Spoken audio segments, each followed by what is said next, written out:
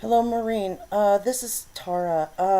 I just talked to you on the phone, and I'm way better in doing video kind of things.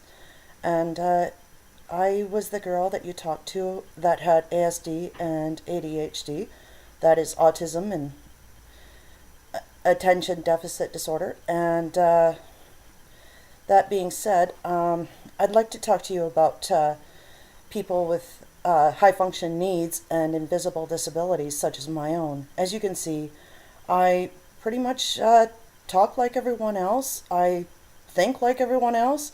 Quite capable of working, but who's going to hire me? Because most people view disabilities as a liability, and because of legalities, they hand you a lie than the truth. That's 21 years of experience for, in case you don't know. The other part of it is that I would like to talk to you and discuss with you how most programs go to the lower function needs, as in those that will never leave home or group homes or whatever institution they might be in. And the fact is that most people that do support disabilities in those categories, well, let's just say they only do those that are seen or more apparent disabilities than me. It's either that or it all goes to kids, much like studies and anything to do with the word disability. Now, the other thing is, I'd also like to touch base with PDD funding. PDD is a wonderful little institution that our government has put in store for people with disabilities. But here's the problem that I see. Yes, I am grandfathered, but unfortunately, due to the resources that are here in Edmonton, heck, Northern Alberta, I've done 8 years of research on this, trying to look for help for myself and find none. And what I do have today is basically Wild Rose, which is a fantastic little company if you have severe needs or in need of somebody to wipe your ass because you can't do it for yourself. Neither of which I have, because with this also means that I need someone that is educated through means of a little college course that is done in Bow Valley that used to be in Grant MacEwan several years ago called Disability Studies. Now, when people have this kind of education, they can actually help someone like me on a minimal base. They, through things like I used to be in called Peak Vocational Services. That is a vocational program set up for high disabilities across the board.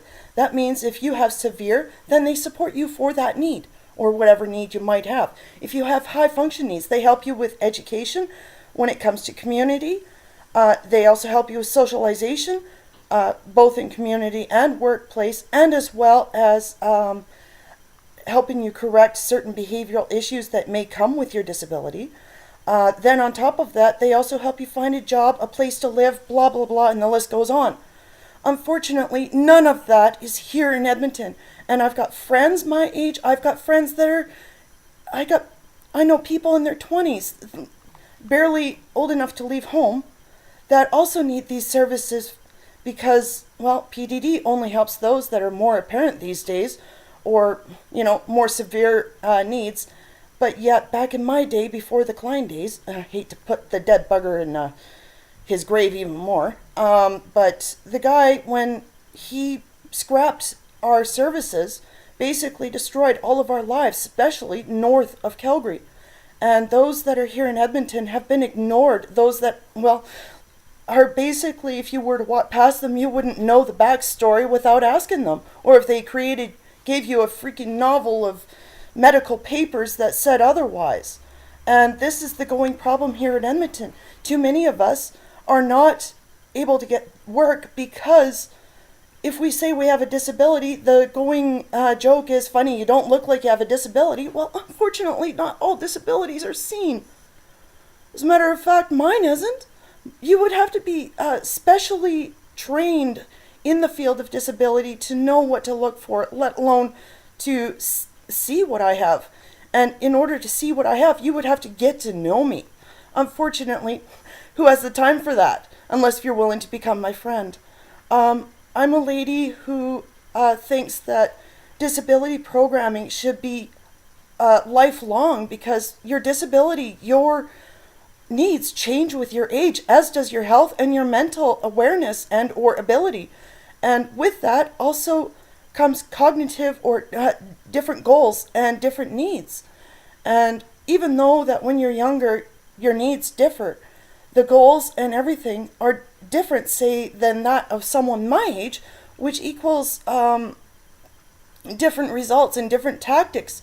So things like Peak Vocational Services that used to help me when I was living in Lethbridge years ago helped me with all these needs. And today, I moved to Edmonton to look for a better life, a better job, and a better husband. Well, I found the better husband, but I couldn't find a job. How is a person supposed to live if they feel useless and all they get is AISH, when AISH is more or less a death sentence for someone like me who has 2 working legs and the ability to work and take on tasks that most others may not be able to due to ability concepts and ideas. Now, I know what vocational programs should look like from a participant point of view, but how to get one set up, or let alone how to go about getting enough clout behind you so that others listen, is a daunting task for me, because I wouldn't know where to start. I wouldn't know where to look. And what I would like to see here in all the northern communities is the same thing I had years ago. And that's a vocational program that is geared to one's needs, age, ability, and health. And that's exactly what Peak Vocational Services was. And if you were to actually call them in Lethbridge, get a hold of Angie Smith. She used to be my worker, and she also used to be, and she is still today, a good friend of mine. Another good contact is the owner of Peak, Paul Henderson. Fantastic dude. You would love all the team players there, and I bet you anything, they would educate you in what Peak stands for. And there's nothing like being in a company where you are counted as a person rather than, well, let's just say, lack of better words, something that is less than acceptable. And I really don't like the word or anything to do with the word disability, even though that is what I have. I like the words thinking outside the box, because I do literally think outside the box when everyone's still figuring out the puzzle piece when they're inside the box, and they're all, well, like you, or as us people in the disability end of things that are diagnosed, call you NT or neurotypical. If you don't like that word, then how do you think I feel about being called disabled or disability or whatever you want to call it? Yeah, I have behavioral issues. And that's because when you're diagnosed with such things, you have certain markers in your brain that don't allow you to be more than whatever age cognitively that it allows you to be. For me, it's 16. And that has to do with judgment, emotional, and how you look at your or view your reality or your life in general, and how you perceive the world around you. Another aspect of ASD, which is, like I say, it is different for everybody, but for me, I'm blind to invisible rules, as in the nuances that society puts or places upon people. And for me, I don't understand it. I'm blind to it, quite literally. So for me to be diplomatic or correct about things is not in my capacity. And if it is, I would have to be taught that capacity. And thank goodness I have a lot of good role models and teachers for me to kind of emulate and try and, fit in. But that's even a daunting task, because if you remember being a little girl and playing tea and pretending to play house, that's like me for the rest of my life. I have to pretend to be you to be accepted. Is that fair? PDD, when it comes to funding, if you're grandfathered, great, but where do you go for the help? They hire people like agencies like Wild Rose. Sure, they're great workers. They're terrific, but they are not educated in disability to facilitate the needs that I need. They don't have the education or the resources to help high-function needs like mine. For that, you need disability studies program that Bow Valley has, that Grant McEwen used to have, but don't. Anything that is south of Edmonton, i.e. Calgary, Lethbridge, they have what I need, but I'm not going to ask my husband to pack up his government job and quit on them to support my needs. Because where is he going to work? How is he going to support us? Sure, right. If you want a death sentence. I don't want to be trapped for the rest of my life. I'm 44 years old. I shouldn't have to fight. I shouldn't have to beg for help that I need.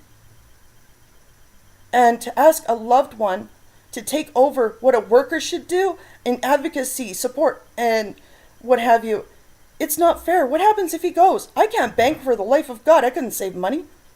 But yet, you expect me to just because I look like you. You expect me to get a job just because I look like you. Fact is, my wiring isn't served for that purpose. And it's not fair to my husband, it's not fair to my family, and it's not fair to others who have to live in my shoes. Some of us are my age and still live at home with ailing parents because they cannot function. Bring the services that are south of Edmonton, the vocational programs, up to Edmonton to help us.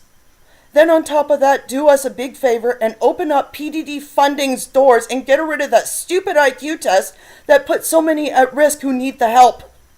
It's not fair. When people need help, they should be able to access without all the red tape. Ask me to understand government policies and government stuff is like asking someone from another culture to speak my language when it doesn't even come natural. You have to teach them just as much as you have to teach me. So, again, I'm also looking for a way into a party at the bottom rung somewhere that can speak out for people like me. Because there's too many of us across Canada who need the help, but can't get it.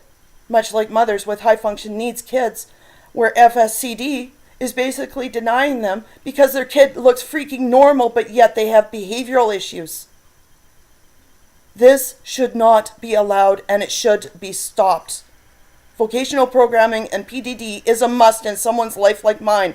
Not handing us a stupid check of $1,500 and expect us to live when rent is $1,000 for a decent place to live.